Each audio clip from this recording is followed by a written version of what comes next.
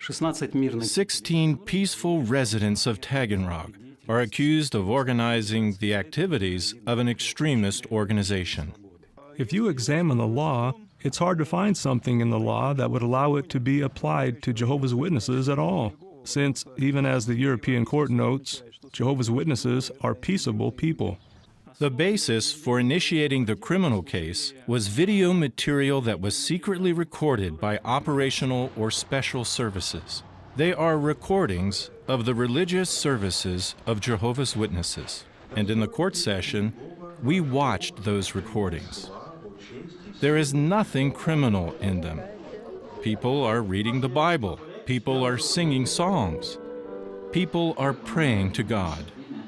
That's all the evidence in essence that there is. There are video recordings of religious services in which it is plainly evident that these are typical religious services which are held in various cities, New York, London, and also in Rostov-on-Don. These are all the same religious services.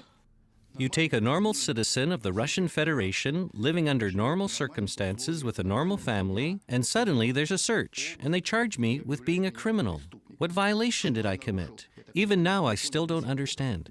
I was given a paper that had a phrase on it, that if a person stops doing what he had been doing and promises to not do it again, then they would stop the criminal prosecution. The investigator plainly stated in his office, "Sign a paper that you renounce being one of Jehovah's Witnesses, and we will close the whole case against you and release you. Go where you want." They asked me to sign that document. In essence, they asked me to renounce my faith, which of course I refused to do. But that fact is clear. That's what they want. They want me to renounce my faith. How can you judge a person for what he believes? You can judge a person for theft and imprison him for, let's say, 5 years.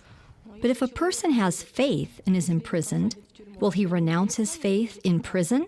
Every religious person has the right to profess his religious views. If the verdict is guilty, of course, this will affect me, as well as all of Jehovah's Witnesses, because this will be a precedent. It is the only judicial case in Russia where believers are, essentially, being compelled to renounce their faith under threat of criminal prosecution. In the very center of the city of Taganrog is a building with a commemorative plaque inscribed with the following: "The People's Commissariat of Internal Affairs was located in this building from 1928 to 1941, where repressed people were groundlessly tortured." I really hope that in a few decades from now, there won't be a commemorative plaque on the building of the Taganrog City Court with the inscription, "In 2014, peaceful residents of the city of Taganrog were groundlessly repressed in this building only because they were believers."